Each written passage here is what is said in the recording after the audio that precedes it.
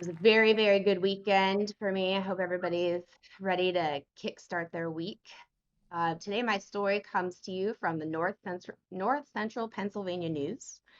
The headline reads, Gun discovered during search for marijuana.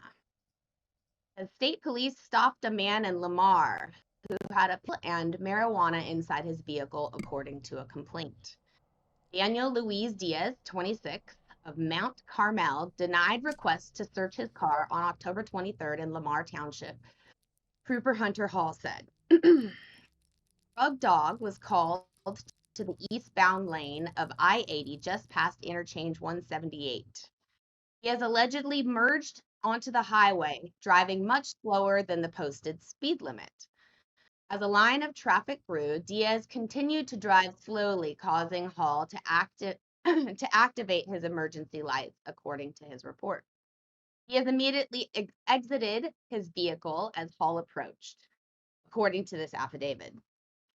Hall ordered him to stand by the passenger side of the cruiser.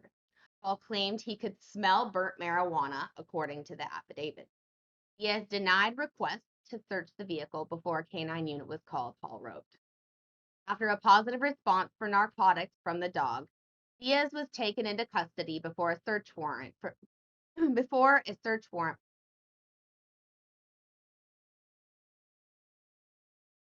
really pulled away from his attempts to handcuff him. He had a medical marijuana card. He handed over a joint at one point, according to the report. He had a Kimber Micro semi-automatic handgun. It was found in the center console, which was well within the reach of Diaz during the traffic stop, Hall added. Diaz was charged with third-degree felony firearms not to be carried without a license, resisting arrest, disorderly conduct, marijuana possession, driving too slow for conditions, and use below minimum speed. He was released on, wait for it, $15,000 unsecured bail. So you guys, why did I bring this up? Marijuana is just a tiny little piece. So many different elements that we've talked about over the course of the last, year plus, right, Jason, about the reasons why you can and can't go over, and also not to be breaking more than one law at a time. And also, man, this guy just really piled it on for himself. Folks, about these charges. Let's talk about them. Pennsylvania, ugh, my God. What do you think? This is Carmen Sacramento coming at you for high at night. It's the number one risk factor of driving high is driving under the speed limit, you guys. You know what? I had unprotected sex with a gun. I don't know where that came from, but I Oh. have a hard time coming after that kind of funny. I want to riff, ramble, and rant for a second on this.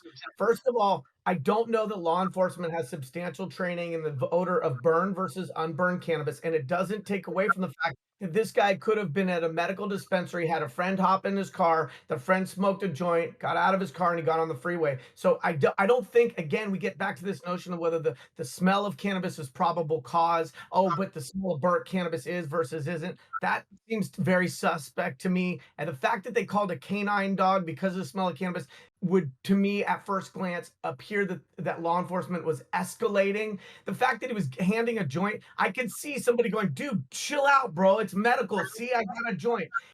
I don't believe the cops that he resisted arrest with the handcuff. And let's talk about that 380 Kimber. A Kimber is one of the most expensive handguns you could get. It's not exactly a throwaway. It's not the kind of thing someone's going to do a drive-by with and throw away. They're about double the cost of a normal handgun. So did he have it in a compartment where he wasn't allowed to? Because typically in laws, you're allowed to have a handgun if it's unloaded and locked up in a vehicle. It doesn't say that it was an unregistered gun. So if he made a mistake of driving too slow and he made a mistake of having a handgun in a container in the car that wasn't locked, charge him for that and move on. The rest of it, at first blush, I would say it's overcharging. I wouldn't say it's a big example of fuck around and find out. I'd say it's an example of massive over enforcement. And candidly, you know, I'm not entirely sure that I would take a press release at face value. I believe in innocent until proven guilty. And it's really sad to see that the probable cause for a canine unit was the smell of cannabis in a state that has medical cannabis laws.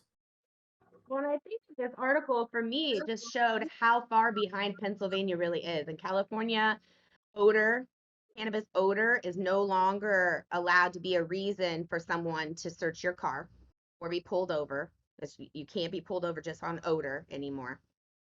And they're, driving too slow. I mean, yes, agree. That is definitely I commonly see people do. I've been guilty of it myself.